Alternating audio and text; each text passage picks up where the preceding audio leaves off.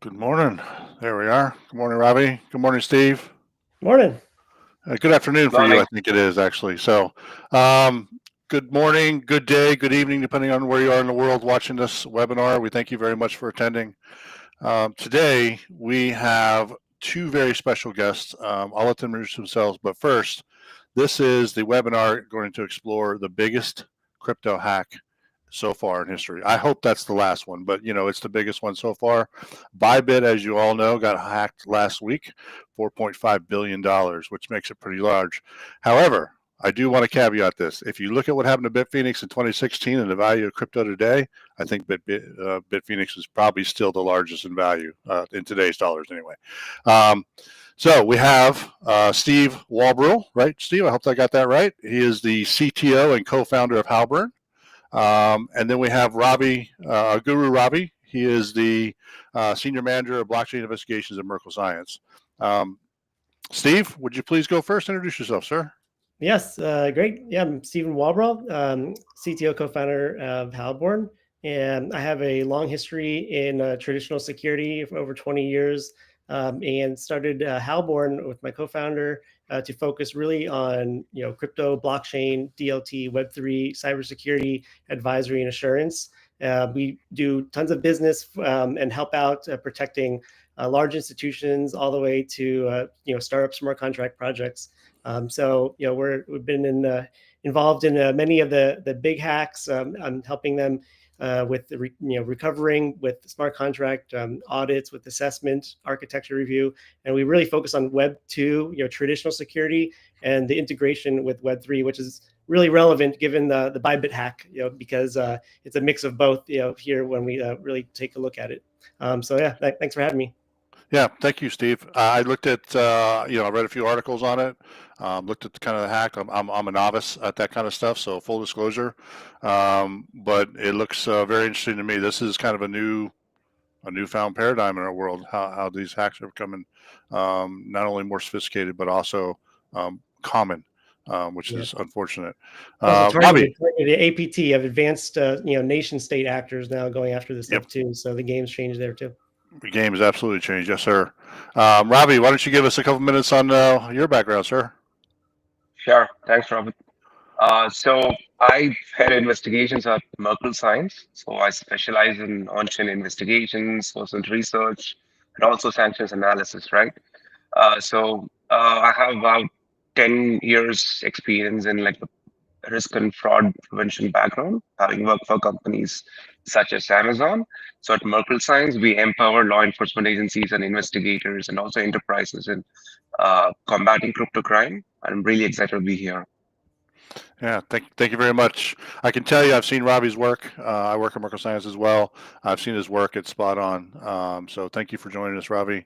My name is Robert Whitaker. For those that might not know me, I'm the director of law enforcement affairs at Merkle Science. I started in law enforcement way back in the early '90s. I finished up my career as a supervisory agent with Homeland Security Investigations, where I led the crypto program from 2014 to 2017, and I've been in crypto ever since. So about 11 years now. That's quite a while for being in crypto. Considering it's only been around for I think 14 or 15. So yeah, so thank you for joining us. We're going to jump right in here. Steve, let's start with you first because we got to get this chronologically correct. So let's start with how did it happen? What happened? Yeah, a series of events here. There's been a lot of investigations posted. If you guys have kept up on the Bybit hack, the root cause, they've assigned it to what's called blind signing. And, I would also add and call it to blind reliance as well, because, as we see all of the forensics investigations unfold, really the root cause of the buyback hat was when the multi-sig wallet holders from Bybit, the executives that commonly go in and sign transactions together, sometimes like 2 of 3, 3 of 4. They use an application called Safe, that's kind of an on-chain multi-sig wallet, and they sign with their hardware devices. So the Lazarus group is who's been really the ones that they say are behind all of this advanced attack. They commonly saw that there was by the Bybit executive multi-signers, a cold to hot wallet kind of top up normal process.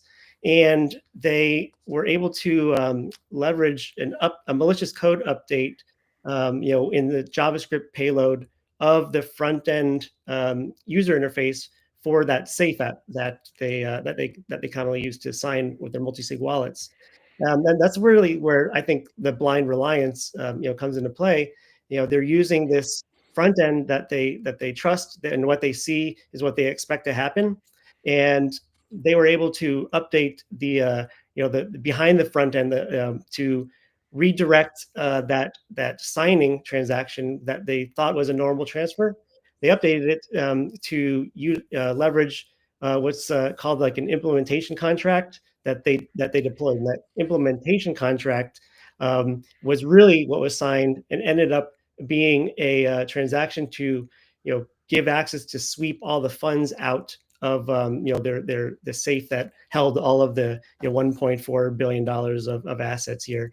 So it's a lot of series of events that you could see. It's not just like kind of a one root cause. It's this is why it's a very advanced attack. You have a mix of front end malicious code that is hosted and fetched and cached on AWS CloudFront, and that malicious code was then used to create the false sense of security for signing a transaction, which is the blind signing, and really operational security as well. Not having, maybe if you're transferring out $1.4 billion, I would say that you'd want to maybe go double check some things on your hardware wallet, make sure that the code transaction matches what you see on the front end. Make sure even some third devices around what you're signing with is not compromised. So it's a mix of infrastructure, code, a little bit of social engineering research, some on-chain malicious implementations, and really it was very sophisticated. And I think a lot of lessons should be learned from this here too, because we saw similar types of tactics too. There was a large hack on Ledger hardware devices. Mm-hmm. Where a supply chain, the code, again, blind reliance on the Ledger Live app was compromised by a developer, just like the safe developers they're attributing to updating the code. So the developers that you trust, they're putting code that you trust, that you're signing, relying on. Same thing happened to that Ledger one too. Their code was updated and was transferring hardware wallets. So there's a supply chain risk in all this too. So it's a lot of their things are developing as more forensics are being done, but masking the safe interface, malicious contract implementations, and really blind reliance, I think, is the core cause for all that. So was there a smart contract that got hacked, or was it just an insertion of another smart contract? Not the one they wanted to use, obviously, but so they didn't hack a contract, they just put another one in. Yeah. So the way. Exactly. Yeah, it's not a smart contract hack per se. There was what implementation contract is often used in something called proxy patterns, where you kind of send a transaction to another contract, and an implementation contract was deployed by the attacker, and that was what was redirected to it. It contained a malicious smart contract code. Mm-hmm. So the safe app wasn't hacked itself. It was kind of like redirected to another malicious contract that they were able to deploy in advance of that, preparing for the attack. Wow, that's interesting. So is it? So they were hosting on AWS. Safe was AWS compromised in any way, or this was directly? It looks like what they're seeing is that there was either APIs or some type of AWS key that was leaked by the developers. And with that, they were able to poison cache for the UI that updates. There's a service called CloudFront that AWS has, and other ones that allow speed of your front end to load, wherever you are in the on the globe, and that front end is cached there. It was saw on the Wayback Archive and some of the history when they were doing forensics that the JavaScript that's hosted and cached by the AWS CloudFront and fetched to load your front end, including the safe UI, that contained the malicious JavaScript payload that did that transfer. Wow, that just blows my mind right there. Yeah, you think you're like, oh, we're totally safe. It's not a problem. So you said exploited an API key. Was that social engineering able to exploit the API key? Is that where the social engineering might have came from? There's different. I've been seeing different results from that too. So it could be the API key of the safe developers, I believe, and that could have been social engineered there, where they posted it. It could have been an endpoint device that was compromised that was able to do it. Sometimes you even see it on inside of GitHub code. We've done that before when we audit or review code of certain clients that we'll see GitHub credentials that are left in there by accident. At the worst case, we've seen the private keys directly left in the GitHub code. Like, oh, I forgot to update that. Using the production private key for the test environment. I mean, that's just really bad. But there's many ways it could have been. Social engineering is one of the ways that an API key could have been leaked, or the credentials for the GitHub code could have been leaked. So I guess at the end of the day, the contracts, the crypto side of it was safe, but it came back down to a human somewhere in the loop. Yes, yeah, that's why back to when we started this webinar, that link between the Web 2 normal security, phishing, social engineering, website security, proper GitHub code updates, and scanning for leaked credentials, rotating credentials and keys. All of that we normally do, whether it's crypto or not crypto, is extremely important. But when you put the Web3, the crypto blockchain side of it, it makes it even more deadly, because all of this is immutable. If there is a hack that impacts something that happens on chain through Web2, you can't patch that or reverse those transactions. Like, it's gone, and that's the immutable part of the impact is what makes this extremely very, very, very bad for this, because it's something that you can't, unless you fork a blockchain or stop it and redeploy it. You're not going to get it back. Unless you do a DAO with Ethereum back in 16, right, or something like that. Yeah, was it 16? I don't think you do that anymore. We don't want to go through that again, right? Yeah. Very interesting. So, human in the loop causes issues, and then so this is going to be slightly off topic, but I think it's kind of the buzzword of the day. Is AI going to be able to fix that one of these days? Is AI going to be able to do the reviews and say, look, you forgot the key, or you didn't do a review, or well, then what happens when you poison the AI and make it false sense of reliance there? Blind reliance. Exactly.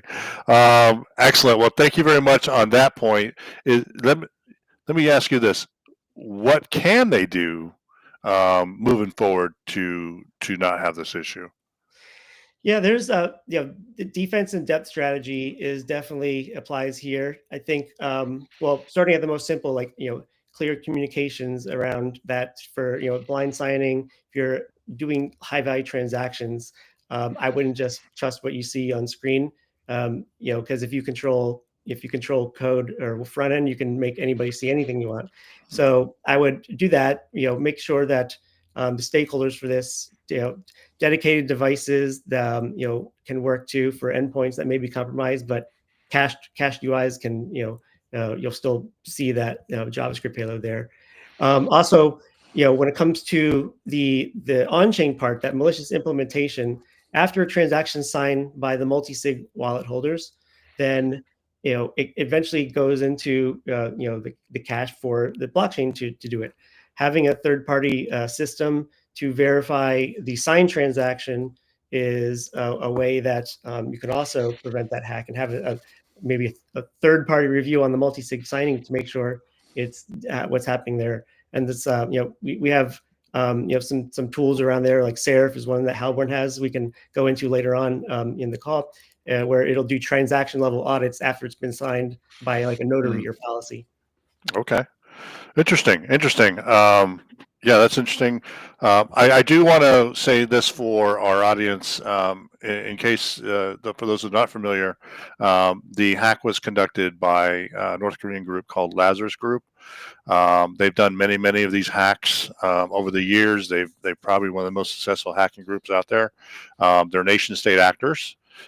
This money generally goes into the North Korean fund for whatever they want to do over there. But I will tell you this: the North Korean group, Lazarus, is very patient. If you are running a company who is doing anything in this space of value, then you might want to look at your code now, because it's not unusual for them to set and wait for months before they strike. So yeah, this is a great time to take a look at not only the front end but the back end, but every part of your structure, and see if you might be compromised by something. Right. Yeah. They call it advanced persistent threat. Yes, take a look at it now. This is probably the best warning you're going to get. Steve, thank you for that information. We'll be back to you, so don't go nowhere. But we'll let Ravi jump in and let Ravi tell us what happened after the hack. So you told us about what happened on the front side of it.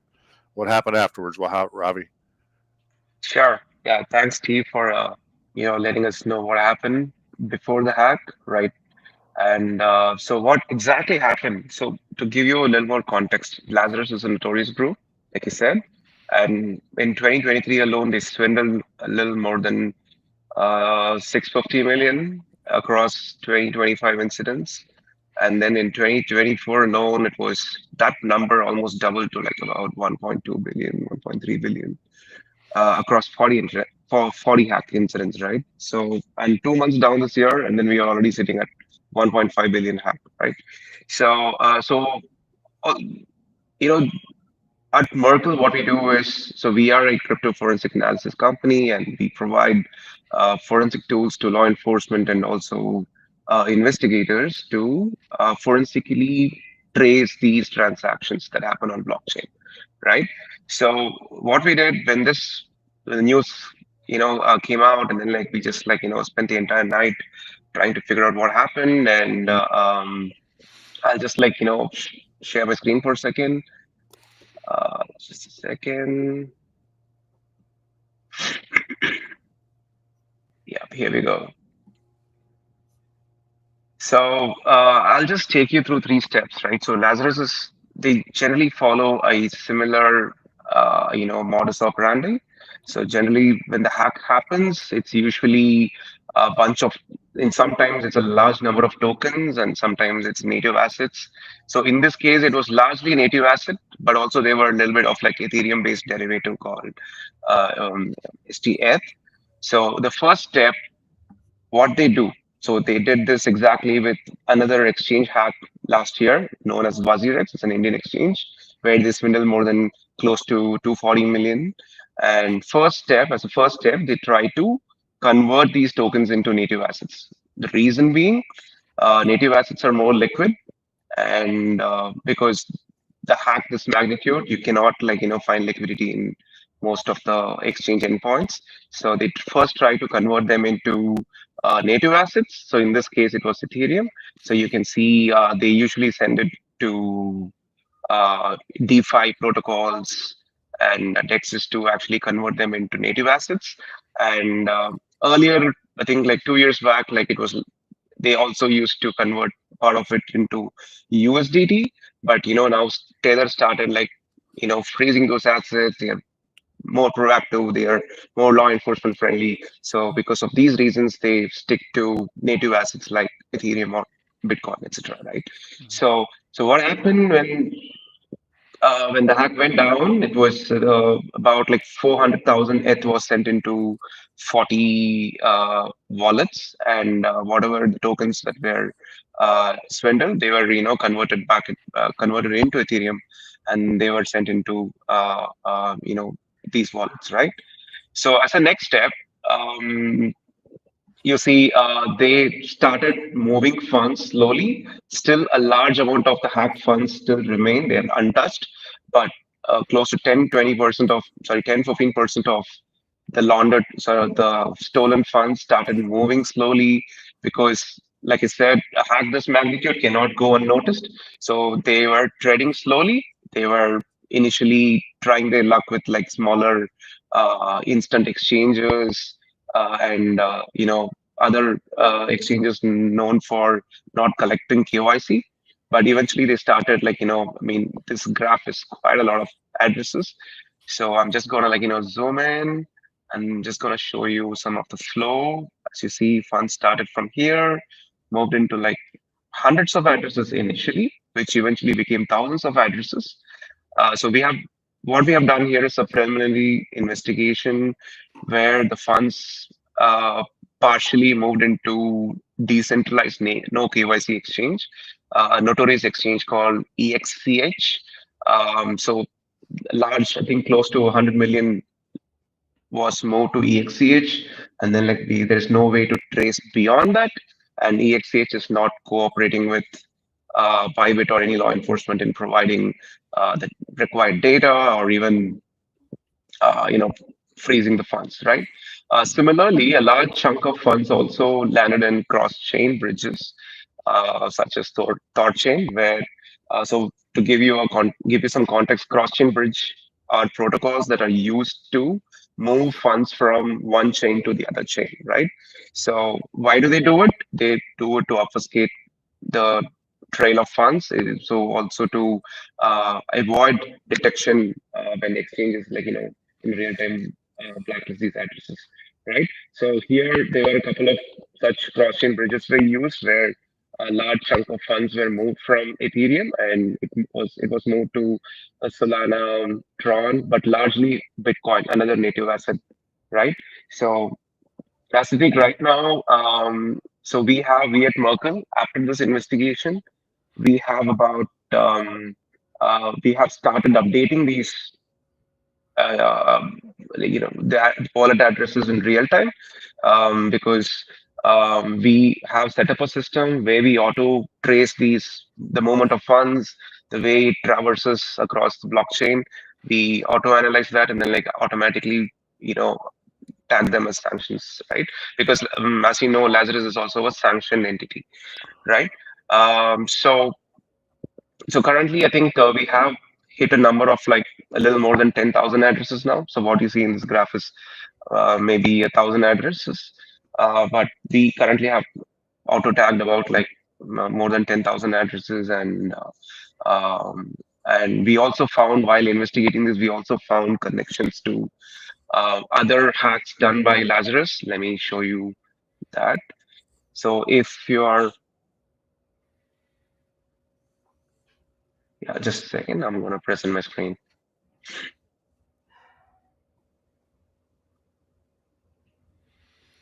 I hope that it's interesting that it's the cross-chain bridge is like Thorchain, the native, which is a native asset cross-chain bridge. Yeah, it's also interesting that they got out of USDT because it's able to be blocklisted. So and they're staying away from some of the more notorious chains. So this is good. This is Lazarus definitely has their own fingerprint when you look at the way they do business versus like a romance scam or investment scam. They always want to be in USDT, generally on Tron. So that that's kind of the path that the romance scams and pig butchering kind of like. But hacks like this, you see them getting away from that because USDT is actually doing a lot more activity in blocklisting than they used to, especially with this partnership with other crypto partners out there. So definitely interesting in their fingerprint and the way things are moving along. Sorry, Ravi, go ahead. Yeah, sure. So like I said, Lazarus used to, it's been like, hacking exchanges left, right, and center. And we have pretty much, got all of them on, analyzed and then like auto tagged. And I think recently, some of the recent hacks being like Quasirex hack and Poloniex hack. And earlier this year, it was Femex hack. And then like early last year, it was PingX hack. And then while we were investigating the recent Bybit hack, we also could see overlaps with the hacked funds of all these exchanges. So that's what I'm pressing right now. You can see that, so this is so I've selected few addresses from Bybit hack, and then you see there is like funds moving in from the Poloniex hack, right here. So this is Tornado Cash. Tornado Cash was used to like launder funds for Poloniex hack and Vazirex hack. So you see funds coming in from Tornado Cash, uh, after the Vazirex overlap, and then you see here there is also a overlap for Vazirex hacked address and also Femex and also Bengex, right? What chain So is that? What chain are we on? so this is still we are on ETH. It's what? Ethereum. We are on Ethereum. Ethereum, yeah. Okay. Yeah, yeah, Okay. yeah. Great. So Bybit largely has been on Ethereum, and then like as we see currently, the status is quite a lot of funds moved off chain. Quite a lot of funds were moved to Bitcoin. Some were moved to Solana, but then like that's not a lot.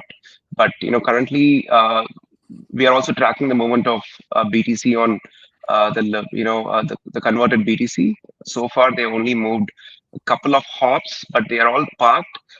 What we guess is though the funds are there's probably waiting for the right moment to move those funds, because like I said, there's a little bit of consolidation happening on the BTC chain, but it's the hacked funds are like quite large in number.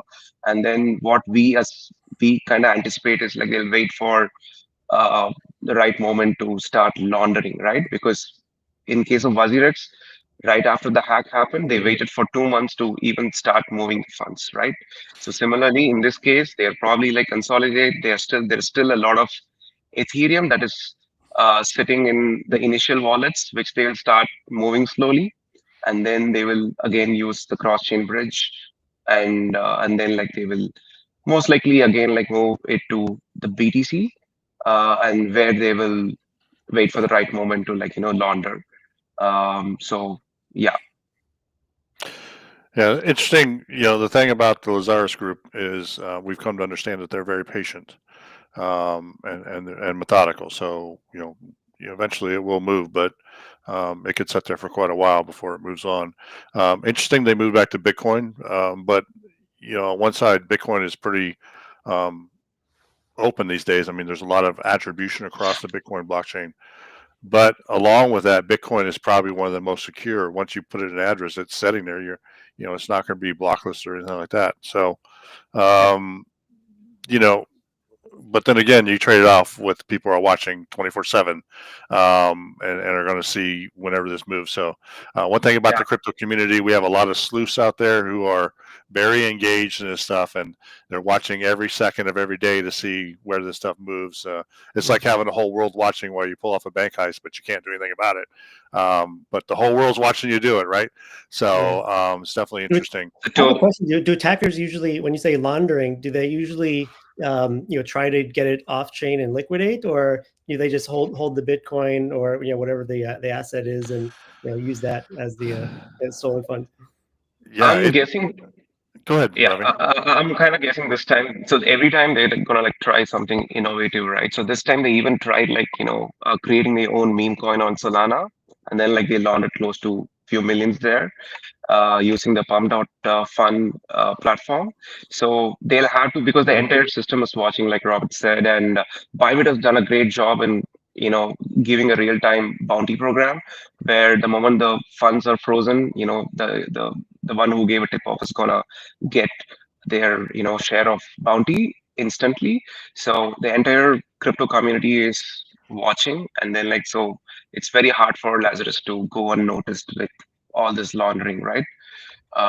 So yeah, so they have to probably think about how to be even more innovative, but I hope like we thwart all their efforts. Yeah, so the Lazarus group, in a sense, they're not like a typical hacker where you're trying to conceal identity as well. People understand this Lazarus group. They're really trying to get the laundering done through an exploit before those holes get plugged.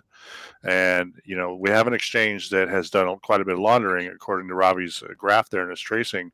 And I would suspect that national law enforcement groups like FBI and some others are already trying to find the owners of that exchange, and they may find themselves facing justice one of these days too. But for right now, it's an avenue that's been exploited to cash out.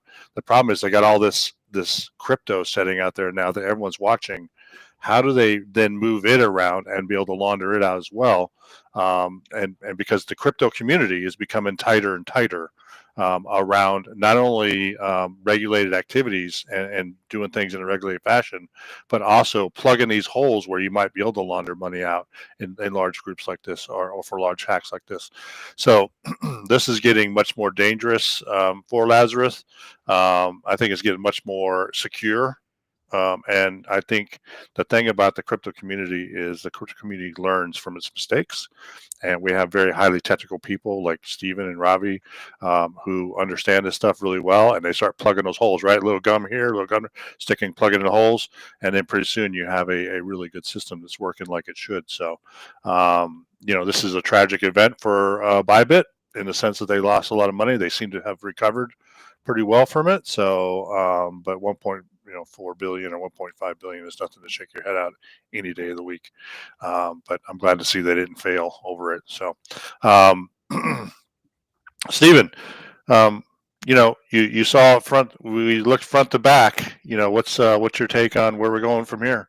Yeah, no, we always focus on preventive security. So we make sure that you guys are prepared, and developers and teams are prepared in order to not have this happen. So there's that can be done through many ways too, with administrative tools, awareness, and this is several things that could have really helped to prevent this from happening at all. I could share my screen real quick, and let's go Absolutely. into right here. Some of all that movement of funds that we just showed from Ravi is very, very interesting on where it ends up. But where it started on Etherscan with that initial signing of the transaction, you could see here it's tagged, Bybit Explorer. This is the exact transaction. That is the safe contract multi-sig sign transaction that really allowed them to initially update. And you could take a look at where this was to. What we're looking at here, this is the smart contract that's deployed on the mainnet chain, and these are all the functions that are inside of a safe contract. And you could see execute transaction for module. This is the code for it, signing the message, swapping owner. So this is the transaction that was really allowing that sweep implementation that I mentioned before to be enabled. You could see that right here, that sweep ERC, sweep Ethereum. That was by the Bybit Explorer here on their own implementation contract that they had set up to give them that access. And there's some great everybody can go on here and browse the internet and see Ethereum's transactions because it's public chain. You can see receiver address where it all ended up to. So this is like after that update happened and the blind signing was done by those hardware multi-sig wallets. This mover could put those funds and do anything they wanted with it through this access of that sweep function here. So that blind signing could have been it's done on chain. Eventually, it ended up on Ethereum as a smart contract transaction call, and preventing it could have been done with all of the things we discussed around, like the awareness and the blind signing, the device API key not being leaked. But once it's on chain, there's some tools. Why we focus on preventive services, but we also focus on preventive tools. There's that function, the execute transaction, could have had Seraph, which is one of the things that we have to monitor and track, but prevent the transaction from occurring by policy approval.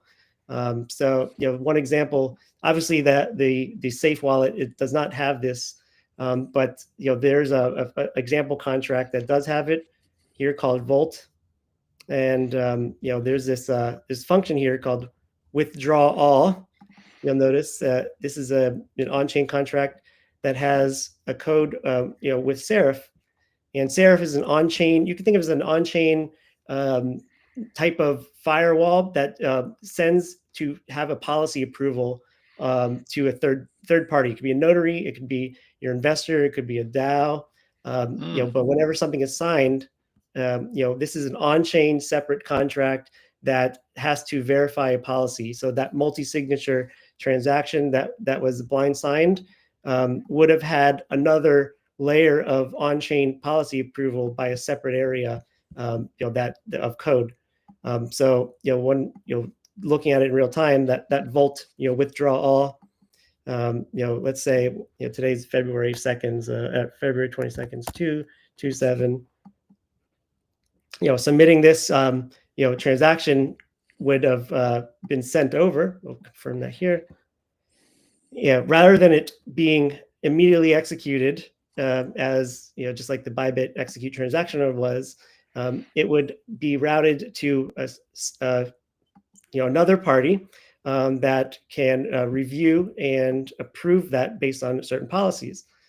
So you can see here, this is a could be your institution hosting this tool here. We have this pending subcall now, got an alert as a policy approver to be another set of eyes on the execution of any on-chain transaction. And you can see here, there's that withdraw all that I had done and that 227 value. This would be, this front end is not compromised by that safe UI, so it's not masked. So you have another pair of eyes there too. And this is this would have prevented that because it shows us something different than that safe UI shows here too.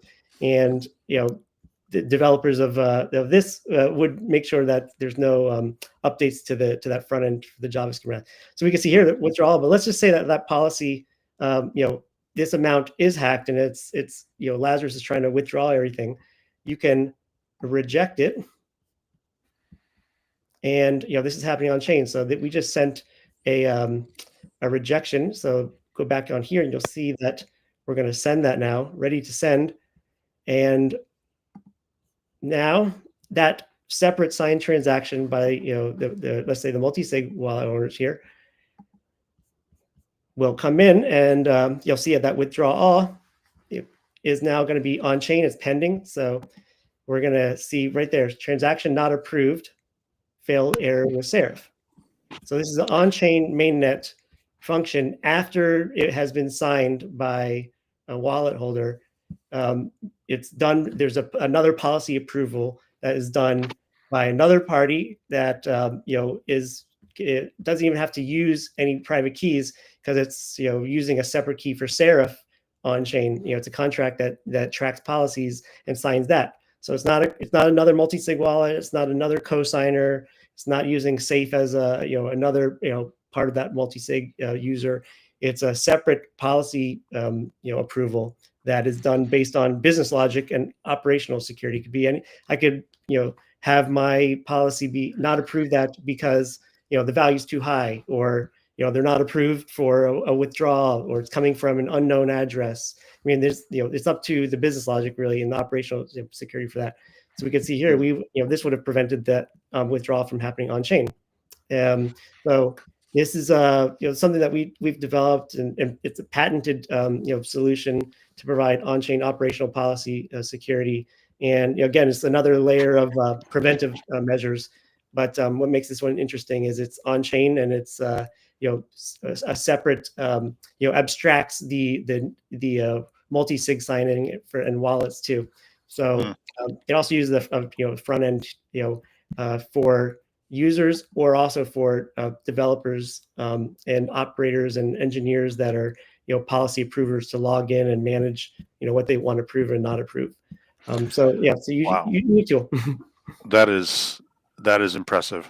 And this is a Halborn product, right? You guys, yes, that's your product. Halborn product. Yep. Yeah, I got a lot of questions for the audience to say, how could this be prevented? How could this have been prevented? And well, that's how it could have been prevented right there. So that's pretty interesting. Obviously, they didn't have that tool, but I can see you probably have a lot of business after this call here, after this webinar, hopefully. Because I can see where that can be used a lot. We're pretty busy now. We can always be more busy. Yeah, I can see that. So let me see if I can see some here. Anything we can get to that There's quite a few questions, but I think that actually, oh, here's one. Eric is asking, is this similar to the Radiant hack? Is the Radiant hack familiar to either of you two? Yeah, go Yeah. for it. So the question is this hack similar to that? I think in Radiant Hack, the funds were moved to Arbitrum, if I'm not wrong, but it was again done by the same group. So all their hacks will have something similar, right? Like the layering will be similar. In one of the hacks, they will use cross chain. In one of the hacks, they used Tornado Cash to launder. So they will often look for innovative ways to like launder. But the initial phase where they convert tokens into native assets and then like moving to a different cross chain will so far in our observation has been the same, right? It may be different cross chain. It may be like last time it was Arbitrum, this time it is BTC, next time I hope there's no next time. But yeah, it could be Solana. But yeah, so largely the pattern remains the same. But as more exchanges and crypto businesses freeze their funds, they try to like change their ways and like find something new. Hmm. Yeah, Yeah, and they're always similar adapting. and it was a multi-sig wallet, kind of set up. It was like 11 signer multi-sig wallet setup that was exploited for that. Right. Would that tool you just showed us be successful in stopping something like that? So yeah, that tool Seraph, it wraps around an individual function within the smart contract. So the way that we typically deploy that would be identifying what are the critical EVM smart contract functions that need to have a separate policy approval or separate review. Or I look at it almost as a transaction level audit. Halborn, all day, every day, we're always auditing smart contracts, but we're auditing the full code, before it's deployed or before it's being updated on chain. This is the ability to allow a Seraph user to review that particular function call or that transaction before it gets confirmed on chain.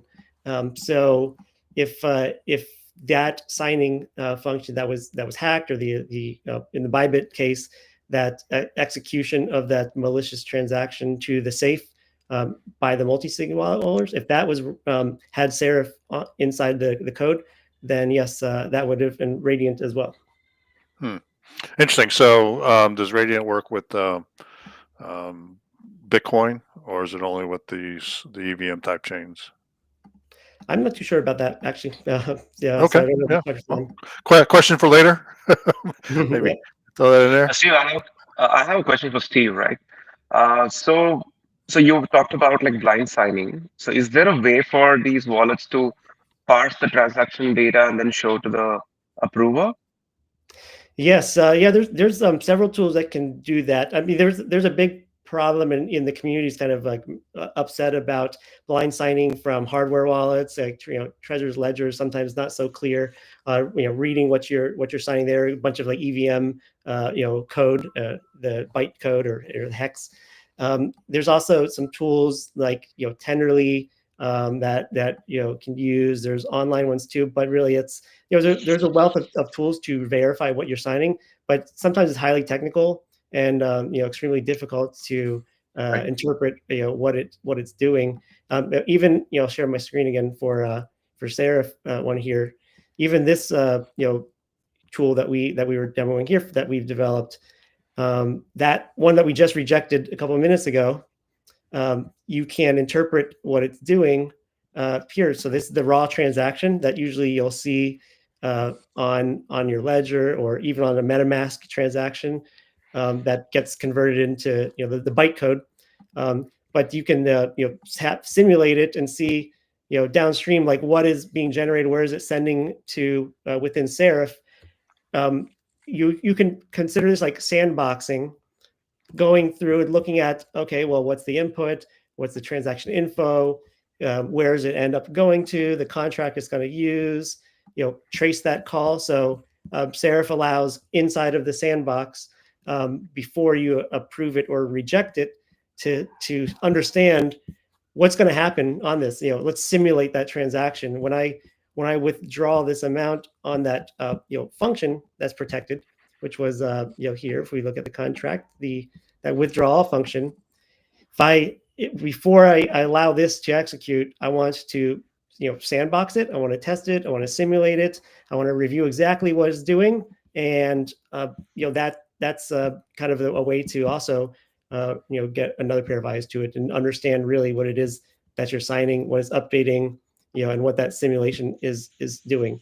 And if you were to look at this for the Bybit hack, and you were using this to review that execution of the transaction by the Bybit executives, you would see, wait, this isn't doing a cold wallet to hot wallet transfer. This is actually doing an implementation update to this sweep ETH, and sweep ERC20 malicious call that's allowing a separate party, the Lazarus group, to withdraw funds from my cold storage. So that would have been caught. Yeah, super interesting. I'm glad these tools exist nowadays. Very, very interesting. So we're at 8:45. We've gotten, I think, both sides of the story here. We got some good comments. Do we have any more questions from the audience in the back end here? So, I see that pop we got up. answers. So well, we got answers. So I'll just give it a minute or two. Yeah, part of the thing I think while we get the questions come in here, besides the tools and the preventive things that we can provide, we have to really, as a community, as developers, as owners, or with assets, make sure that we are diligent in doing our own, securing our own code. I think a lot of the developers, the GitHub people that are responsible for maintaining, protections like safe or ledger or hardware wallets, even security front ends like Seraph, that we protect that code so that we don't have our users of that consume it with a false sense of trust that they end up using the protection becomes the weapon in a way. What's the old saying? Trust but verify, right? That's right. Yeah, they even trust. Yeah, even verify what you trust for the trusted device. So very meta. So we do have one question from Nick S. It says, is there the RLP actually in the text raw field? Not sure the RLP stands for. RLP, sorry, RLP. Okay, yeah. So the text raw field, it's EVM bytecode is what the raw field is. So you can so if it's ETH call, you can usually use different tools like 4byte to see what it is that the raw function name is and convert that. So I can share my screen again here too, because I like demos and showing things. Okay. So we go back. I'm not gonna show Seraph, but I'll show 4byte is a free website, a signature database.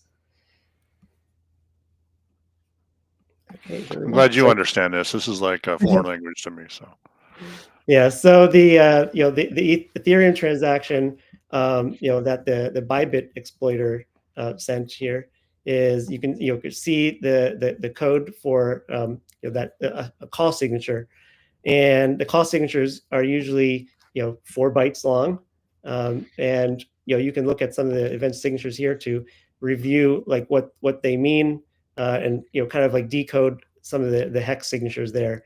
So all of this, all of the raw code coming in can be translated if it's known from EVM bytecode into human readable text, unless it's a data signed with a particular hash, then that can't be. But most things here, share this tab. What we're looking at here is some of the stuff from that Vault proxy, and the let's look at the sweep ETH, that latest done by them.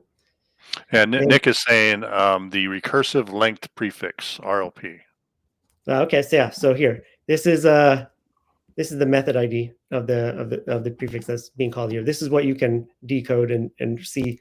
This method ID translates to this right there, and this is the part that is usually not decodable, but you can, for the recursive length prefix, for the signature function, the hash, you can use pseudo decoders that'll look at the opcode, and you can look at what the opcode is doing. So if you go into a view decoder, you'll be able to use decompilers to see the what the addresses are doing, what EVM opcodes are being used, like jump, push, update, transfer. These are all like individual opcodes that are often done. Okay, that's interesting. Yeah, excellent. So, Yep. excellent. Thank you, Steve. So I don't see any more questions from the audience. Final words before we go? Let's see here. Check my thing. So I will say this. If you want to learn more about Merkle Science, please go to merklescience.com. We have a full webpage there. You can learn all about our tools and what we do, not only for compliance, but law enforcement as well, and individual parties if you're so inclined to be cyber sleuthing. But anyway, we have a full range of tools across the blockchain analytics market space. And if you are in the business that Halborn's in, security, which is just blew my mind with that Seraph thing. That thing is awesome. But anyway, if please visit halborn.com. I think, do we have any way they can get a hold of you directly, Steve? Or do you want them to get a hold of you directly, or just visit this Yeah, website? sure. Best way to get a hold of me, usually I respond to some Twitter messages. I can go on there. LinkedIn, sometimes I go in there and check. It's another way to get a hold of me. Excellent. Ravi, anything from you? Any personal contact from you, or do you want to leave yours? Just go to the site. Sure, you want to learn more, you can always reach out to me at guru@merklescience.com. It's just guru@merklescience.com. I'll be happy to assist you with questions.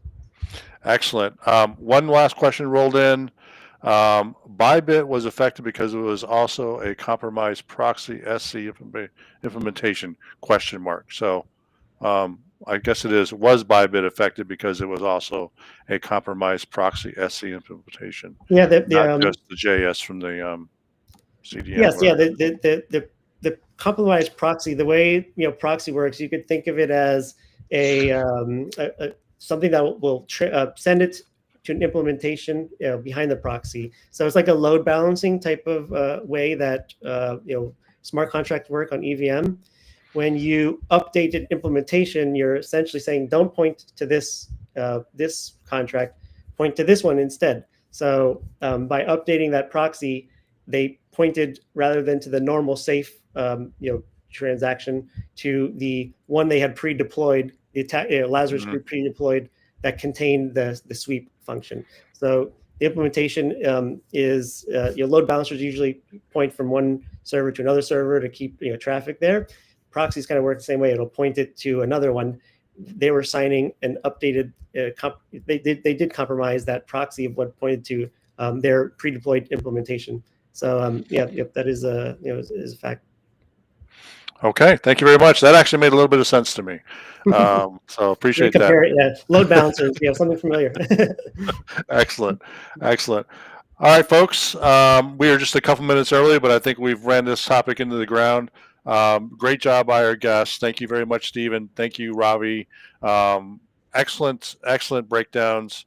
If you are in the audience and you have questions for these two gentlemen, their contact information is out there. We just gave it a minute ago.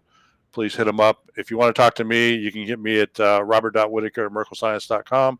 I'm pretty available as well. So it's been a pleasure. Thank you, gentlemen. Have a great day, and we will talk to all of you later. All right. Stay safe. Thank you. Bye-bye. Thank you. Bye-bye.